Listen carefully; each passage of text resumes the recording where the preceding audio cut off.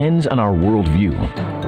Now, VCY America presents Worldview Radio with Brandon House. Welcome. Glad you guys are with us today. It was just a couple weeks ago was the 43rd anniversary of President Ronald Reagan declaring in a speech that he was going to sign a proclamation making 1983 the year of the Bible. 1983, President Ronald Reagan declared it to be the year of the Bible. Today is President's Day, and as I thought about our time together today, I thought, well, how could we reflect upon President's Day?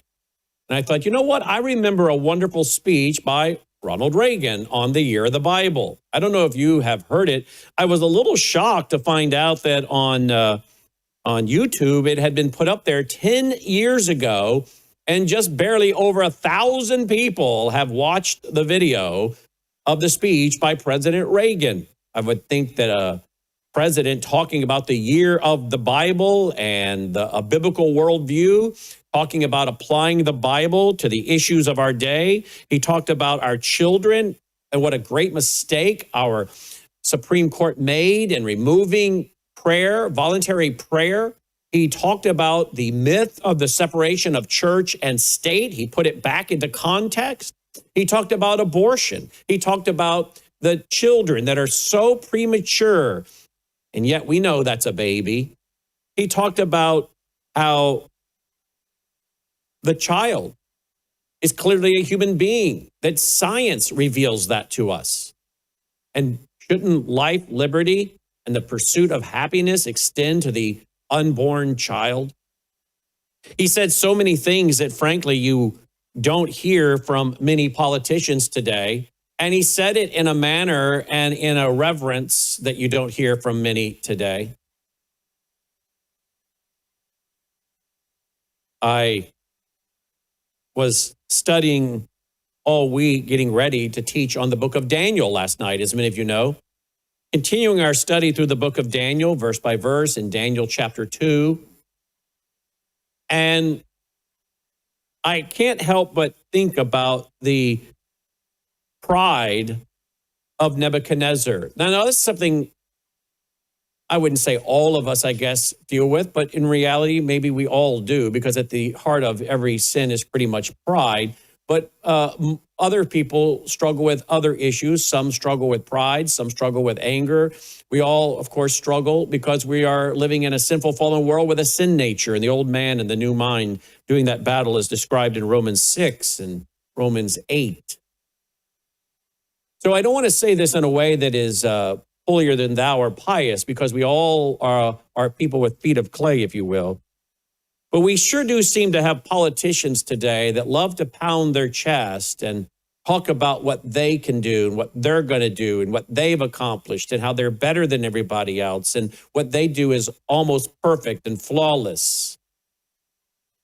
And it seems as though there is a lack of humility in so many of our elected leaders today to acknowledge that it's God. It's God.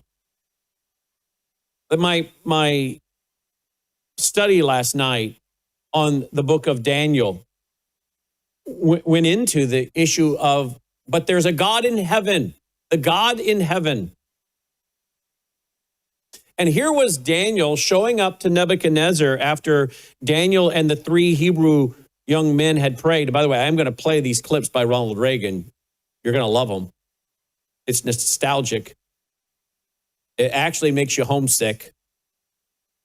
Makes you homesick for another time, 43 years ago. It makes you homesick and longing for leaders that would respect and have a respect for the Bible and talk in this way without having to then mix in other things. You go, why did you just say that? You're doing so wonderfully. Why did you have to throw that in there? But Daniel is a perfect example for all of us, because here he is rushing to the captain of the king asking, what is going on? I'm hearing about a decree from the king to kill all the wise men who cannot tell him the meaning of the dream because they can't even tell him what he dreamed. He's demanding to know what was his dream, then the meaning of the dream. And I don't think it's because he forgot what he dreamed. It's because this is a young king who's taking over from his father. These astrologers and soothsayers and magicians are likely much older than he, and he's not so sure they even want him on the throne. Maybe they don't want to tell him what's really going on, what his dream really meant. Maybe they want demise to come to him and see him off the throne. Perhaps he didn't even trust his own counselors. So, or he thought, you know what? These guys are a lot of phonies. I wonder if any of our elected officials today ever think about, you know what, these counselors that speak religious things, they're phonies. Isn't it sad that many of our religious leaders today are not a whole lot different than the pagan, occultic, Babylonian counselors to King Nebuchadnezzar? And isn't it sad that many of our so-called religious leaders, or the people that have risen to the top, while they don't lead you and me, we're not following, they are really no different in the occultic Babylonian style of the counselors of Nebuchadnezzar? I can think about Paula White. Tell me how Paula White is any different than the occultism of Nebuchadnezzar's counselors in some comparison. How is it that the word of faith and the New Apostolic Reformation and these people that think that they have the power of the mind to create reality, known as the law of attraction, they may call it name it and claim it, but it's the law of attraction. It's the same thing that Oprah Winfrey is taught with that very book called The Secret, the power of the mind to create reality. It's nothing more than shamanism. And now we have taken black magic and we have wrapped it in Christian phrases and terminology, turned it into white magic, so-called they have. And they surround our leaders. And I have to wonder, what is the difference between the leaders that surrounded King Nebuchadnezzar in Babylon and many of the counselors today who represent so-called Christianity? You put them in a bag and shake them up and dump them out, you're going to have a hard time telling the difference between them. The difference is the counselors of Nebuchadnezzar didn't call themselves followers of God. Of course, the term Christian wasn't around. The New Testament church had not been born. But today, they call themselves, oh, I'm a Christian. I'm an evangelical. And what they promote is nowhere found in the Bible, except for it's in its condemnation. It's found nowhere in the Bible except in its being condemned in the Bible, what they're doing and teaching and saying. I was watching this video footage for obviously stated radio to be audio, but it is a video. And I was watching this video footage of President Reagan delivering this speech back in January, I think it was January 31st, 1983, at the National Religious Broadcasters Convention, NRB, National Religious Broadcasters Convention, which, by the way, starts up here in another day in Nashville, Tennessee, about 3 hours northeast of me. And I have attended the National Religious Broadcasters Convention many times, going even as a junior high student to hear their wonderful concerts and choirs and orchestras and beautiful music. And then, of course, I've attended as an adult. I've attended the one in Nashville many times. My wife and I have. And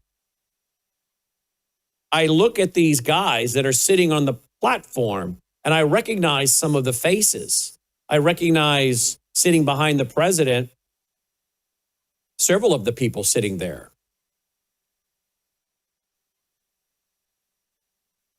And I know what many of those people that made up the National Religious Broadcasters in 1983, what many of them believed.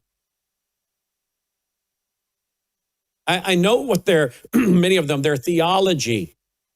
their doctrine, the gospel. And what was so interesting about that time, as well as through much of the 50s, 60s, 70s, you could walk into pretty much any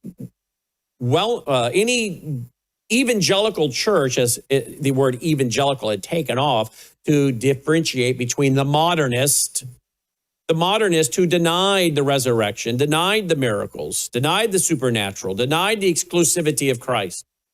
And the evangelicals rose as a counter to that and a label by which to say, this is what we believe. We are evangelicals. Today, that word means nothing. It's been co-opted. Isn't that what Bella Dodd said? They're going to co-opt our names. She's a former communist in the 1950s, rejected communism, began to warn. They're going to hijack the Christian terminology, and they have. Evangelical, Christian, the gospel, the kingdom of God. They've all been hijacked. But in 1983, you could have walked into the national religious broadcasters, and most all of those broadcasters, if you had asked them the gospel, they would have had, while they would have had different areas of theology, some Assembly of God, some Lutheran, some Presbyterian, some Baptist, some Evangelical Free, some Missionary Alliance. But almost to a person, they would have agreed as to what is the gospel. And I look at the men that surround President Reagan on that platform as he's speaking.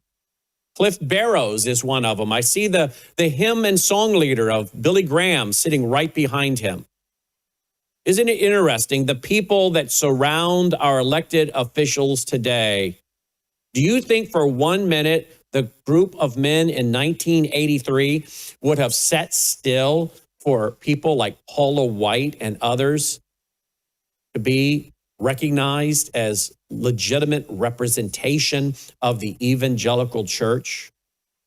I don't think, and I won't name names because I won't dare to speak for them, but the men I know from that era and men I knew, some of them personally, I don't think they would have stood for it for 1 minute.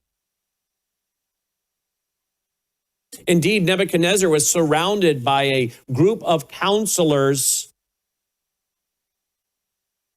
that could not tell him what he dreamed, much less the meaning.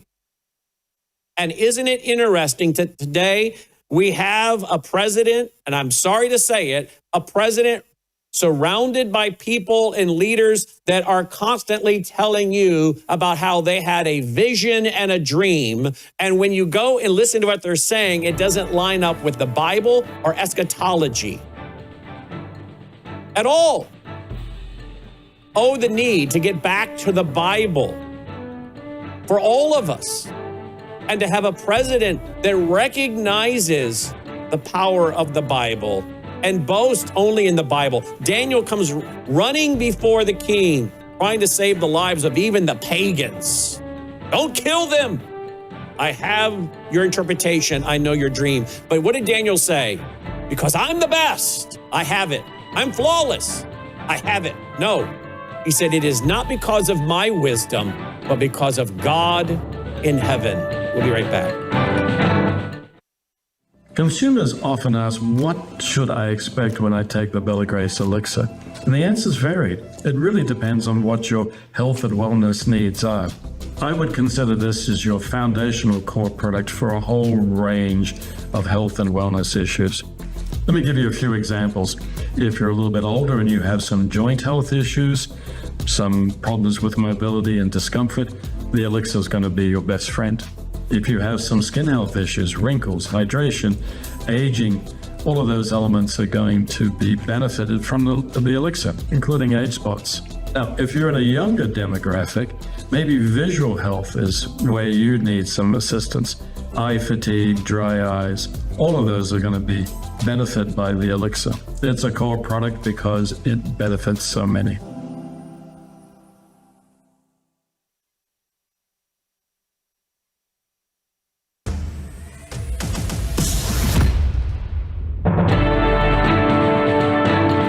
Welcome back. Glad you're with us. Worldview Radio, our website, worldviewradio.com, worldviewradio.com. So I thought how interesting the contrast between The people that, sadly, many of our politicians and elected officials, the counselors they surround themselves with today, they're really not a whole lot different than the counselors that were surrounding Nebuchadnezzar. Only many of them today call themselves Christian, and they're practicing the same Babylonian paganism, shamanism, and form of occultism as was going on in Babylon.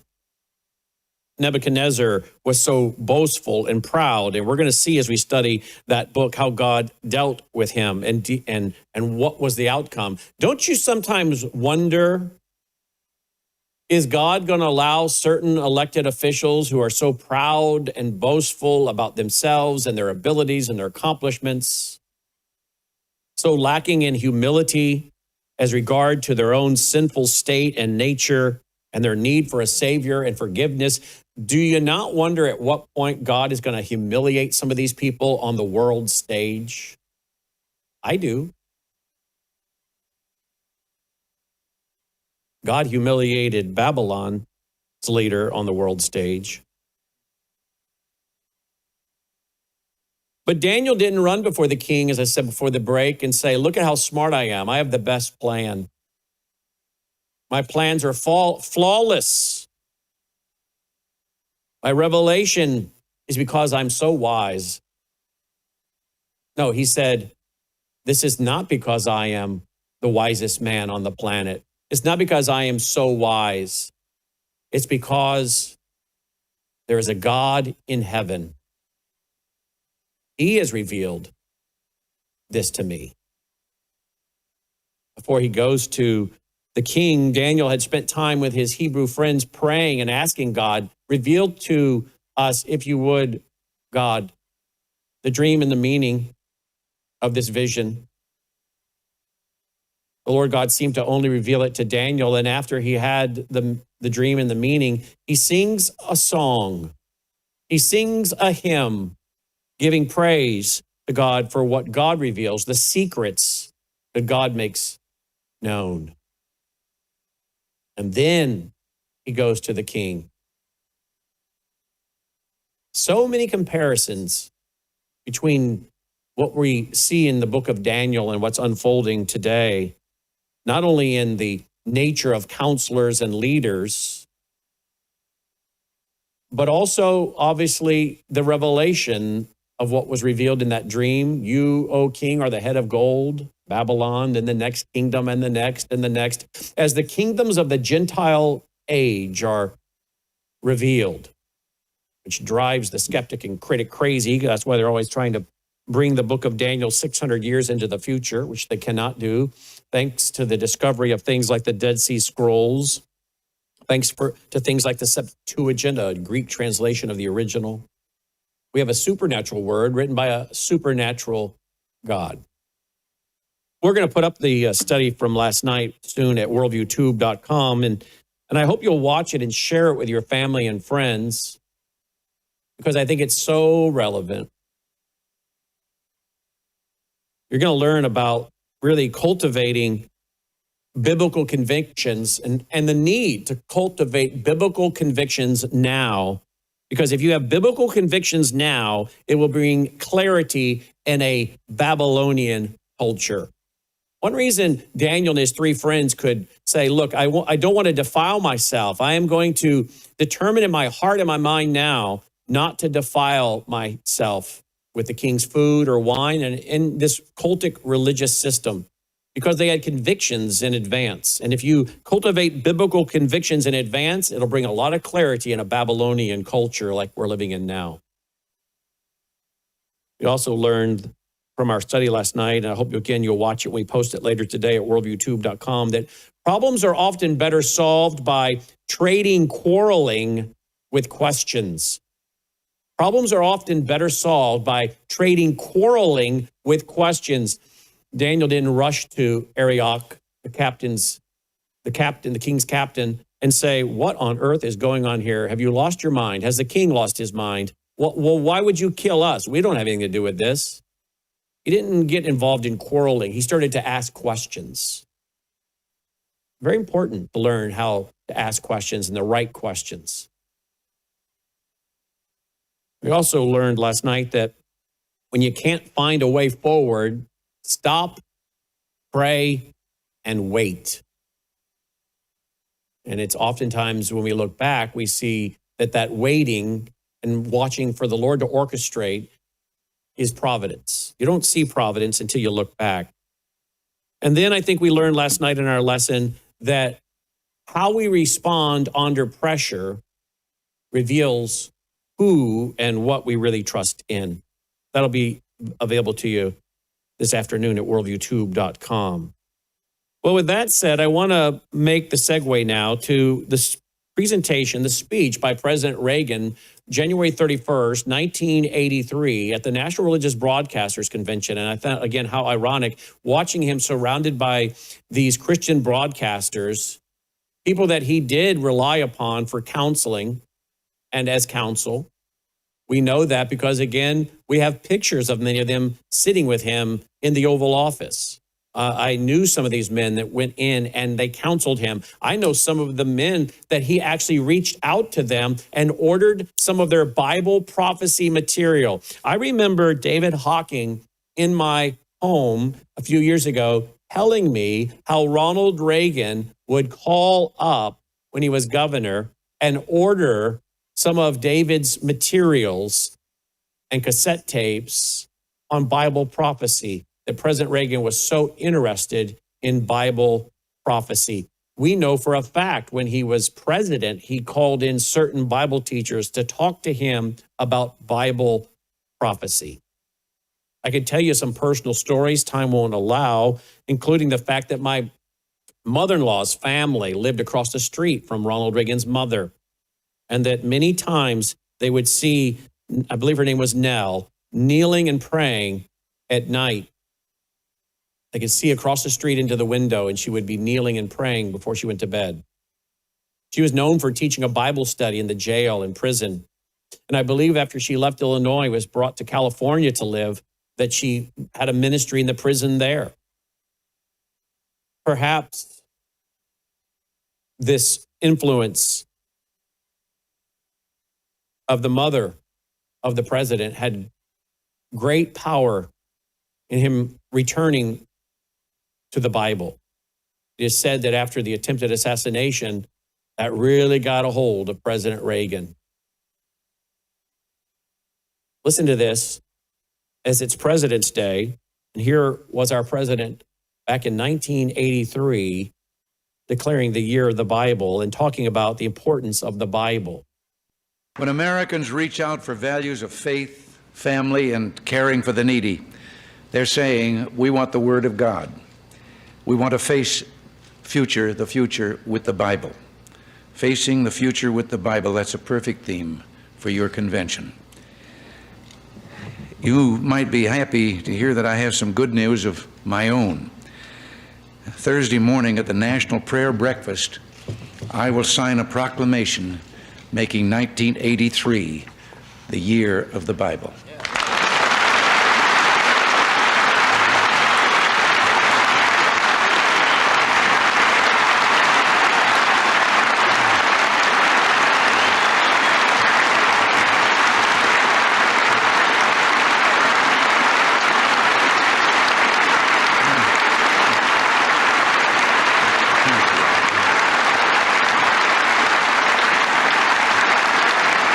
Thank you. We're blessed to have its words of strength, comfort, and truth. I'm accused of being simplistic at times with some of the problems that confront us. But I've often wondered, within the covers of that single book, are all the answers to all the problems that face us today if we'd only look for them.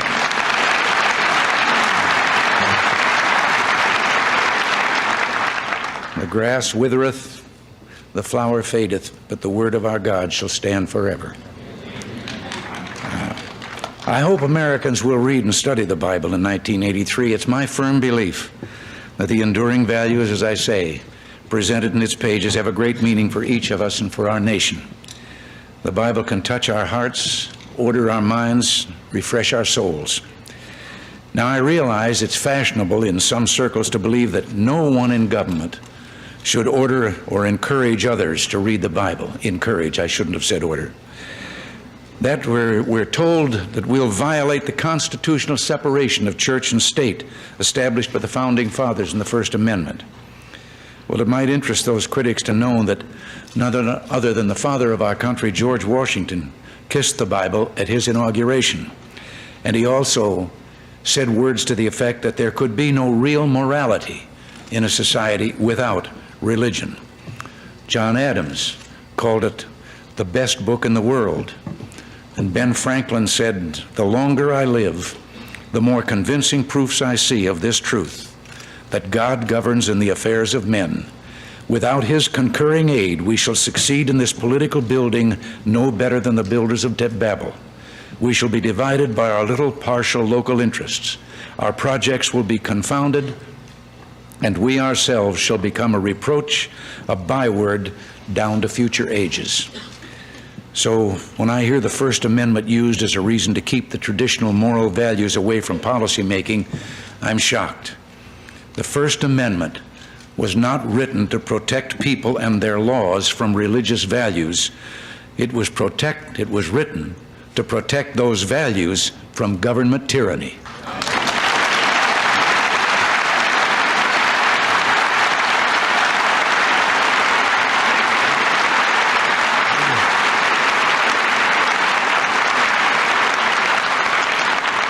I've always believed that this blessed land was set apart in a special way, that some divine plan placed this great continent here between the two oceans to be found by people from every corner of the earth, people who had a special love for freedom, the courage to uproot themselves, leave their homeland and friends to come to a strange land.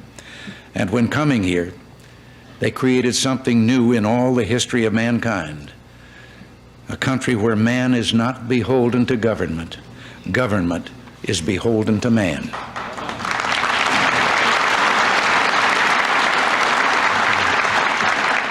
Now, I happen to believe that one way to promote, indeed to preserve, those traditional values we share is by permitting our children to begin their days the same way the members of the United States Congress do, with prayer.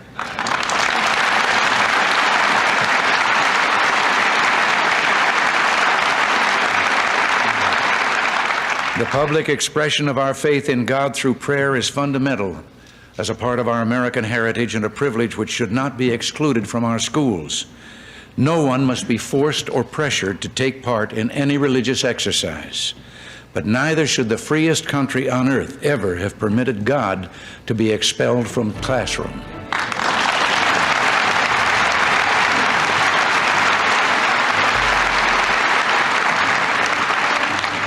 When the Supreme Court ruled that school prayer was unconstitutional almost 21 years ago, I believe it ruled wrong. And when a lower court recently stopped Lubbock, Texas high school students from even holding voluntary prayer meetings on the campus before or after class, it ruled wrong too. All right, hold right there. We're going to come back with more of this wonderful speech from 43 years ago, folks. Can you believe it? Here on President's Day, 43 years ago, President Reagan on the year of the Bible. Nature has a rhythm, a quiet strength, a way of restoring, protecting, and renewing us. Wellness isn't just about how you feel today. It's the quiet choices you make for tomorrow. At myvitamin.com/worldview, we've made daily self-care simple. Quality vitamins, daily supplements, and targeted nutrition. myvitamin.com/worldview makes it easy. Pure ingredients thoughtfully combined, tailored for your body. Formulated by a doctor who has over 25 years of medical practice experience and is a certified functional medicine provider. Visit myvitamin.com/worldview today and take the next step towards strength, balance, and resilience. Discover the wide range of med packs made for you and your loved ones. What you nurture today becomes the strength you walk in tomorrow.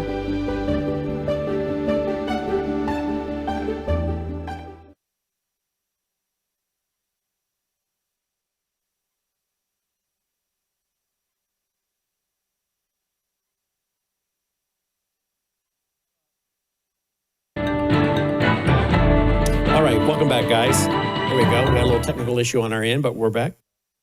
We're good. His machine froze up in there, but we're back. So there you go.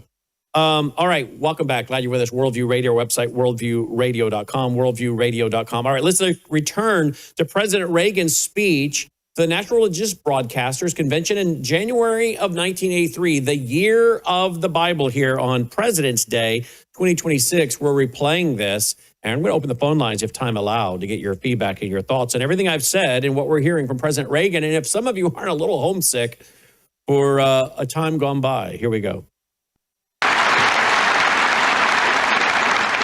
Our only hope for tomorrow is in the faces of our children.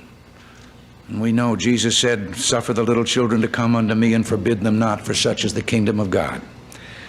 Well, last year we tried to pass an amendment that would allow communities to determine for themselves whether voluntary prayer should be permitted in their public schools. We failed.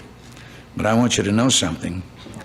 I'm determined to bring that amendment back again and again and again and again until we restore it.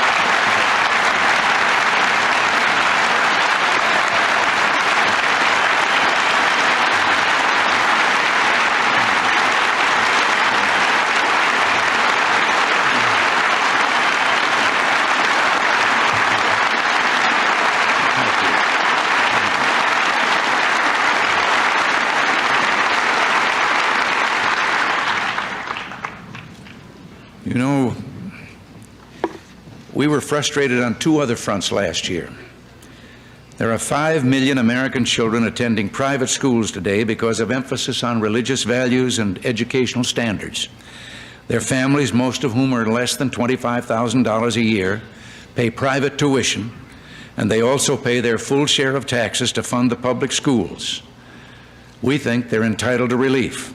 So I want you to know that shortly we'll be sending legislation back up to the Hill, and we will begin the struggle all over again to secure tuition tax credits for deserving families.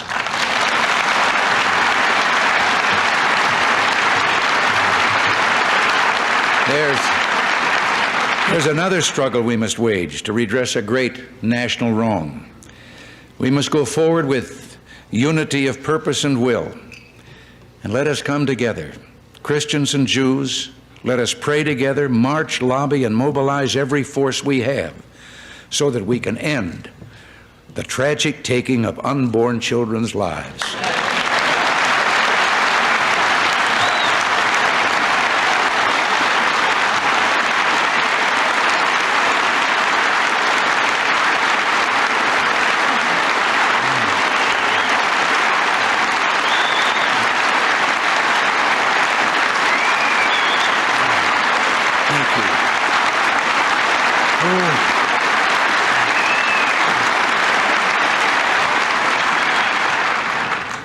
Who among us can imagine the excruciating pain the unborn must feel as their lives are snuffed away? And we know medically they do feel pain.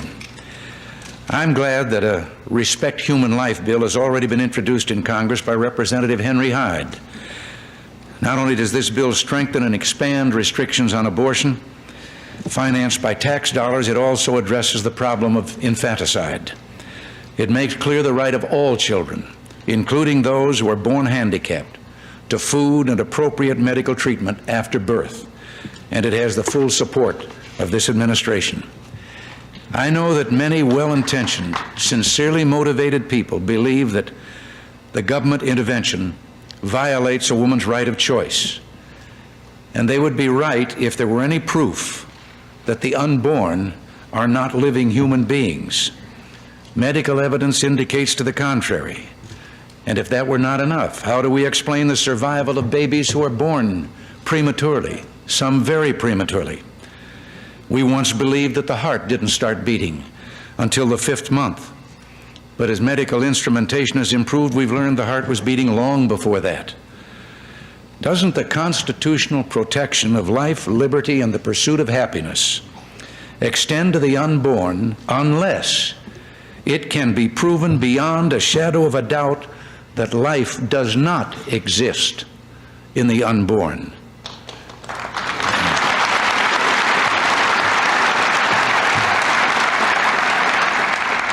And I believe the burden of proof is on those who would make that point. I read in the Washington Post about a young woman named Victoria. She's with child. And she said, in this society, we save whales, we save timber wolves and bald eagles and Coke bottles, yet everyone wanted me to throw away my baby. Well, Victoria's story has a happy ending. Her baby will be born. Victoria has received assistance from a Christian couple and from Save a Life, a new Dallas group run by Jim McKee, a concerned citizen who thinks it's important to provide constructive alternatives to abortion. There's hope for America. She remains powerful and a powerful force for good. And it's thanks to the conviction and commitment of people like those who are helping Victoria. They're living the meaning of the two great commandments. Thou shalt love the Lord thy God with all thy heart, and with all thy soul, and with all thy might, and thou shalt love thy neighbor as thyself. Each year, government bureaucracy spend bills for problems related to drugs and alcoholism and disease. Has anyone stopped to consider that we might come closer to balancing the budget if all of us simply tried to live up to the 10 Commandments and the Golden Rule?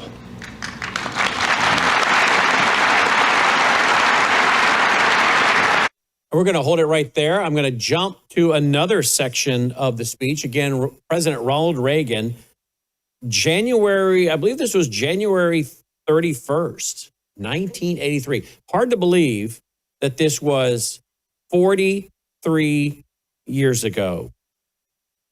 I also want to go ahead and open the phone lines. I got just a few more minutes of this speech by President Reagan, but I'd love to hear your thoughts today on whether it's my opening monologue, the speech you're hearing. How do you process what he's saying as the president in 1983, and even the religious leaders behind him, as we compare it to what has happened, not only to the church and evangelicalism and much of Christian broadcasting in those 43 years, but what has happened to our culture? Can you imagine a president today saying these things so strongly and not mixing in anything that would be distracting? It's a different era, we just have not had leaders like this in a long time, have we, folks? We're going to go ahead and open the phone lines. You get in line. We'll go to your calls. 1-800-347-9829. 1-800-347-9829. Your thoughts, your comments, your questions. 1-800-347-9829. 1-800-347-9829. You get on board. We'll go to your calls. Just a few more minutes of this speech by President Reagan from 1983 here on President's Day 2026. Malcolm Muggeridge, the brilliant English commentator, has written, "The most important happening in the world today is the resurgence of Christianity in the Soviet Union, demonstrating that the whole effort sustained over 60 years to brainwash the Russian people into accepting materialism has been a fiasco." Think of it, the most awesome military machine in history, but it is no match for that one single man, hero, strong yet tender, Prince of Peace.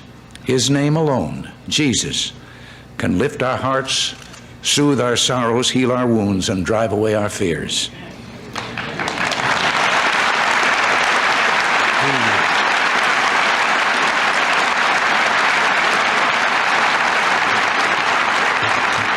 He gave us love and forgiveness, taught us truth, and left us hope.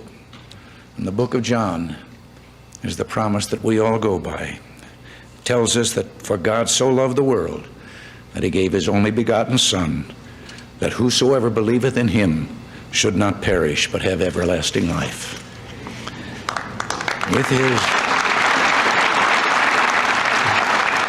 With his message and with your conviction and commitment, we can still move mountains.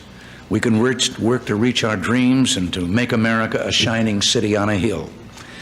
Before I say goodbye, I wanted to leave with you these words from an old Netherlands folk song because they made me think of our meeting here today. We gather together to ask the Lord's blessing We all do extol thee, thou leader triumphant, and pray that thou still our defender wilt be. Let thy congregation escape tribulation, thy name be ever praised. O Lord, make us free. To which I would only add a line from another song. America, America, God shed his grace on thee. Thank you again. Blessed be every day.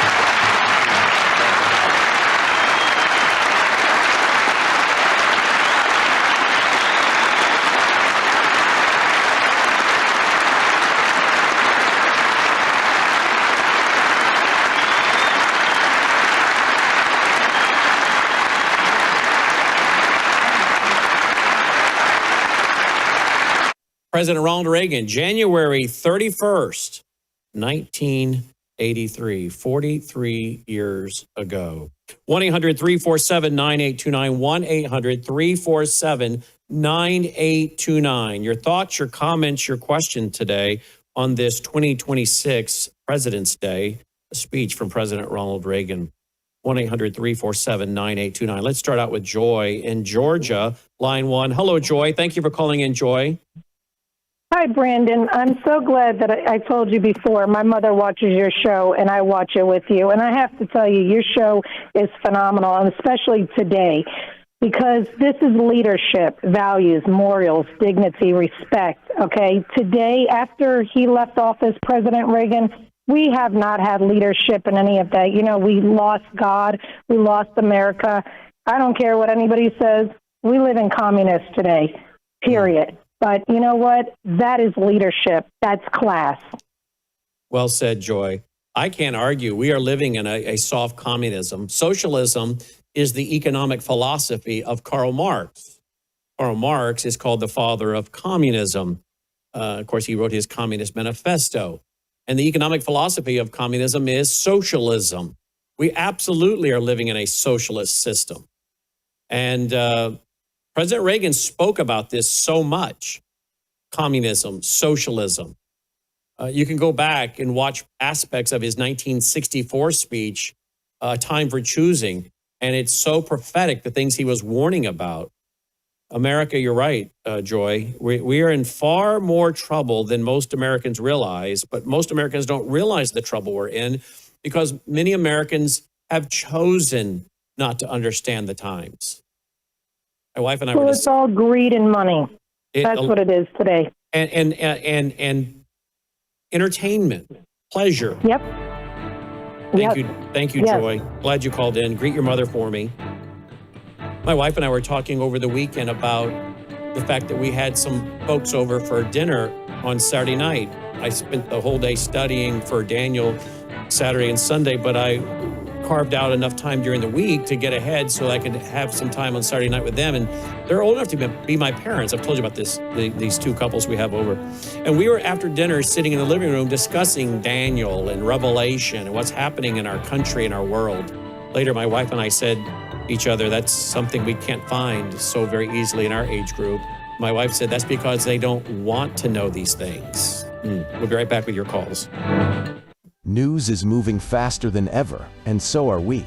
Worldview Tube brings you 24/7 live stream coverage and now real-time alerts when it matters most. Once you have the Worldview Tube app installed, exit the app and navigate your way to Settings. In Settings, locate the tab labeled Notifications. Select the Notifications tab. Scroll down until you locate the Worldview Tube app icon. Select the tab, and here you can turn on and customize your notification experience for the Worldview Tube app. News doesn't wait, and neither should you. Turn on push notifications to stay informed. Every headline as it happens. You're watching Worldview 2, built on the 35 years of Worldview books, documentaries, research, high-profile interviews, and the radio and television broadcasts of Brannon House. All right, welcome back. Glad you're with us. Let's go to Janet. By the way, a phone line open if you want to jump on board. 1-800-347-9829. 1-800-347-9829. Janet, line 2 in Kentucky. Janet, thank you for calling in today. What's on your mind? Thank you, Brandon. What a wonderful program. I'll be a little emotional here. It brought tears to my eyes. Just hearing the authentic relationship that Ronald Reagan had and the evidence that our country was responding to that. You wouldn't see that even if Donald Trump, gave a speech like that. I don't want to be judgmental, but I don't think it would be heartfelt. I don't believe he has that kind of closeness to the Lord that Ronald Reagan did. You wouldn't find that response in our Congress or in the people listening. And it just makes me realize that we are closer to the Lord's return than we know. Well, I think you're right on. I'm thankful that salvation is not based on perfection, because if I could lose my salvation, I would. And I think all of us honestly would have to say that, right? It's not by works, lest any man should boast. But there is a fruit by which we can at least examine. And President Reagan wasn't perfect. I think he'd be the first to tell you that. And he had struggles like the rest of us. But he had, as you saw there, a reverence for the Bible, for Christianity. I heard him on more than one occasion give a clear gospel. And I also know the kind of counselors that he sought out. And I don't think a guy that has a hard heart toward the Lord or has no interest in the things of the Lord is calling in Bible teachers and saying, tell me about Bible prophecy. Where are we? Because he was very concerned, and you can go read about this, by the way, in some of his private diaries that got published. He was very concerned. Are we in an era right now that the Bible discussed? Am I the president of the United States dealing with the Middle East and these things that are discussed in the Bible? That is someone who was wanting to do the right thing. And I don't think he would have been doing those things if he did not have a tenderness toward the Lord. And so I do know that there are things that people could call up and point out and say, what about this? What about that? And all I can say is, yeah, but there are things I can say about myself. Maybe you could say about yourself. But what about this? What about that? Maybe you're not a Christian, Brandon. Maybe this, that. Well, you know what? I think one of the main things here, folks, is, again, I'm so thankful that my salvation is based on justification, not sanctification, that it's by faith. And then I have the sanctification process that will determine my rewards or lack thereof, not my salvation. Are you thankful for that? Thank you, Janet. Let's go to Mary Ann in Texas. Mary Ann, thank you for calling in. Go ahead, Mary Ann. Yes, love your program. I'm addicted. We have a David Goliath moment here in Texas, and you need to have this guy on your program. When I met him at John Birch Society, I thought, oh my gosh, you are speaking Brandon House's words. His name is Doc Pete Chambers. Oh, yeah. You can get him at Okay, so he uses your terminology, color revolution, Gaelic dialectic. I don't know if I'm saying that right, but I know what you mean by it. Yep. Green Beret. He was in the river rescuing bodies out of the drowning. He stood up. He's ex-military. He doesn't want to run, begged to run. He calls himself running for servant leader, senior servant leader for the state of Texas. He speaks the language of the Muslims because of his service. He's anti-Sharia. He understands the grid situation with the Chinese. He was rescuing bodies out of the drowning situation last July here in Texas. He has personally refused millions of dollars of donations because he doesn't want to be bought. I could go on. And he stood up for his 3,000 men, letting them know, look, the research shows the COVID vax is not good. You can opt out. I'll have your back. And he was thanked to leave his position because of doing it. But all but 6 men did not take the vaccine. This man needs to be, nobody knows him. He doesn't have money. Yeah, but we need him on the primary. I've had him on my broadcast. He's in my archive. I think he's running for governor of Texas, isn't he? He is, okay. yes. Yeah. Well, I need to look him back up, but I've definitely had him on the broadcast. But yes, I know many people that speak highly of him as you do. I'm glad you called in today. Let me mention something real quick. I may have time for Paul here, but I want to mention something else that you'll find interesting. I just took a picture of my screen here of a man that was introducing President Reagan. I'll go back to it real quick for those who are watching by television. But there's a man to the left of the podium there that introduced, I don't know if he introduced President Reagan at the beginning or not, because I didn't go back all the way, but he is there. And that was at the time the man that was leading the National Religious Broadcasters Convention. If you want to hear a little interesting story, that man, Brandt was his first name, he lived across the street from a Christian family.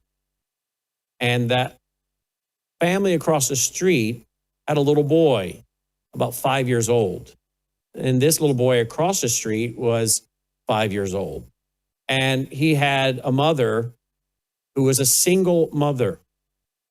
And the two little boys, 5 years old, would play together in the neighborhood.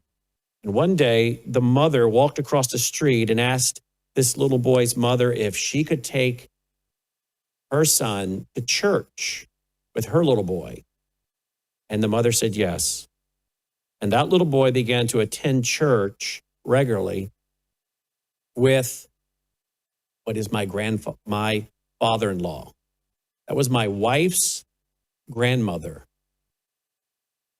My father-in-law's mother walked across the street and invited this little boy of the single mother to church, where he met the Lord and went on to become the president of the National Religious Broadcasters Convention,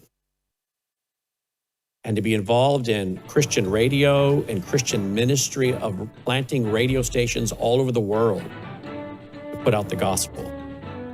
I mention that story because we look at people like President Reagan and others and we think what powerful lives they lived.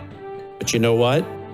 Sometimes it's the mother or a grandmother whose name people will never hear, who simply walked across the street to ask a single mother, "Can we take your son to church with our son?" And that little boy grows up to reach so many millions through radio with the gospel. Maybe you could be like that mother today. Take care. And we're back with WROS out of Jacksonville, Florida. And you here at Worldview Tube. Logan, did you know I'm talking about your great-grandmother? He did not know that story. Huh. Well, that's who we're talking about.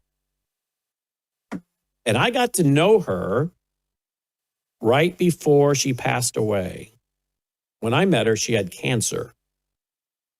And the cancer had progressed so badly that at one point, I think she bent over, if I remember this story correctly, bent over to take some food out of the oven and ended up having something snap, and she ended up being paralyzed from the waist down. So when I finally met her, she was in a nursing home because she had to have so much care. And we would go and get her with a van, my father-in-law and I would, and bring her to the house for meals and whatnot. But I would go to her nursing home with my wife, and she played the piano. She loved to play the piano, and she loved the hymns. And I don't know, someone said, you know, this guy here that's dating your granddaughter, this guy sings. And of course, that meant that then whenever we got together, a lot of the time she wanted to sing the hymns. So I would sing the hymns with her in her nursing home room.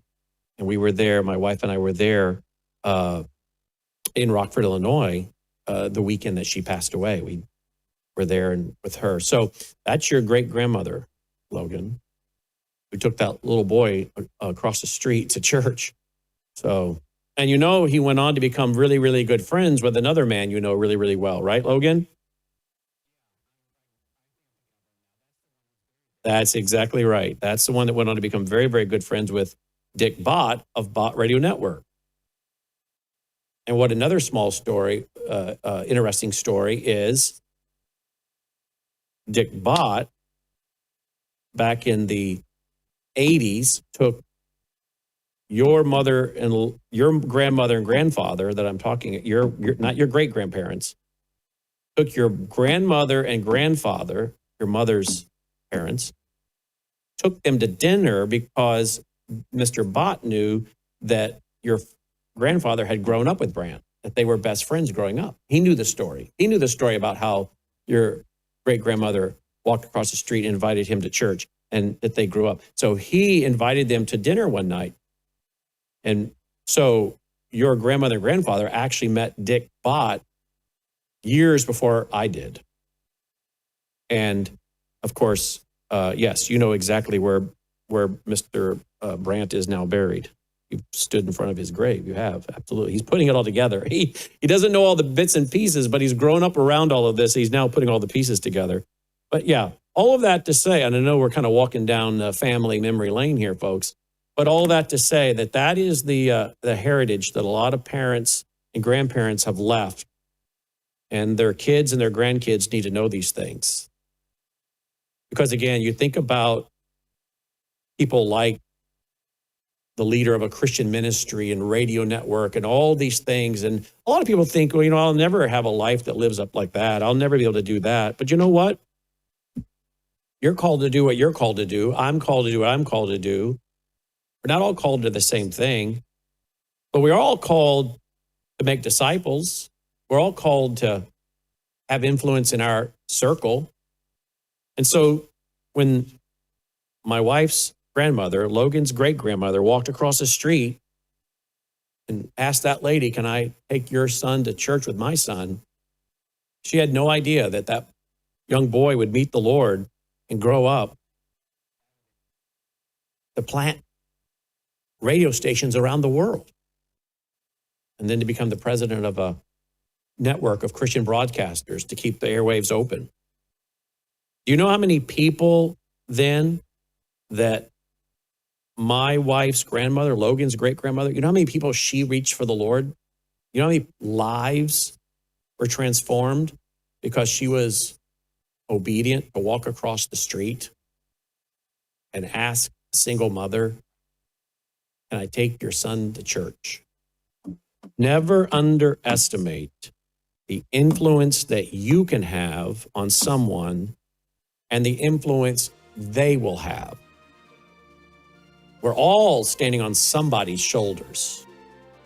That man may have introduced the president that day and worked closely with him and planted radio stations all over the world.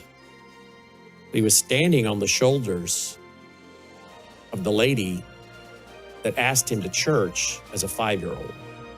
Wow. Maybe that puts it into perspective, because I think at times some of us think, I can never aspire to be someone that has that kind of influence. Well, actually, you can. I think that's a pretty cool story. So I thought when I saw him, that's who that was. But I knew him much later, so he looked a lot different. So I snapped a picture of the screen, sent it to my wife, and I said, is that Brandt? And she texts back here at the desk, yep, that's him. There you go. All right, thanks for watching. May God save America. Take care.